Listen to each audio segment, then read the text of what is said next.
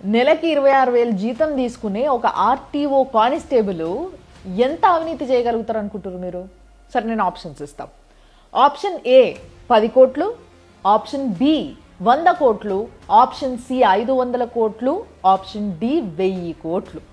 ఎవరైతే option C 500 కోట్లు అని అనుకుని ఉంటారో వాళ్ళు కరెక్ట్. మధ్యప్రదేశ్లో ఒక ఆర్టీఓ కానిస్టేబుల్, ఆయన పేరు సౌరభ్ శర్మ. ఈయన డ్యూటీని అడ్డం పెట్టుకుని ఏమేమి ఎన్కేషన్ తెలుసా?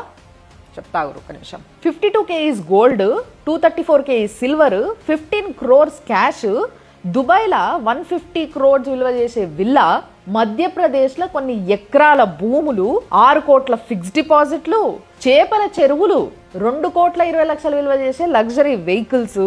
ఇవన్నీ కాకుండా మళ్ళా ఓన్లీ వాళ్ళ ఫ్యామిలీ మెంబర్స్ పైన 23 కోట్ల ప్రాపర్టీస్ రాసున్నాయట.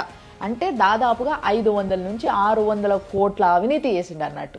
ఇప్పుడు అర్థమవుతుందా గవర్నమెంట్ కొలువులు చేసేటోళ్ళకి, గవర్నమెంట్ కొలువులకి ఎందుకు ఎప్పటికీ ఇంత డిమాండ్ ఉంటుందో? ఒక్కొక్క కరప్ట్ ఆఫీసర్ సొమ్ముని బయటకు గుంజితే దాంతో ఒక్కొక్క జిల్లా బాగు చేసుకోవచ్చు. ఆ జిల్లాకు కావాల్సిన హాస్పిటళ్ళు, స్కూళ్ళు, రోడ్లు, స్ట్రీట్ లైట్లు, వాటరు, డ్రైనేజు, ఇట్లా అన్నిటినీ క్లియర్ చేసుకోవచ్చు తెలుసా? ఒక్కొక్క జిల్లా దరిద్రం పోవడమే కాదు, సింగపూర్ లాగా తయారవుతుంది. రోజు రోజు ఇలాంటి వార్తలు చూస్తుంటే నాకు ఒకటి అనిపిస్తుంది, మన కామన్ మ్యాన్ తరఫున మనం ఒక రిక్వెస్ట్ పెడదాం. ఎప్పుడన్నా ఎవరైనా కరప్టెడ్ ఆఫీసర్ దొరికినప్పుడు ఆయన ఏ జిల్లాలలో కరప్షన్ చేసి దొరికిండో ఆ జిల్లాల సొమ్ము ఆ జిల్లాల డెవలప్మెంట్ కోసమే వాడాలి, ఖజానా నుంచి అవి ఇక్కడికే రావాలి, మళ్ళా వేరే దానికి డైవర్ట్ కావద్దు అని చెప్పేసి మనం రిక్వెస్ట్ పెడదాం. ఎందుకంటే ఆ జిల్లాల జనాలని పీల్చి పిప్పి చేసి సంపాదించినవే కదా అవన్నీ.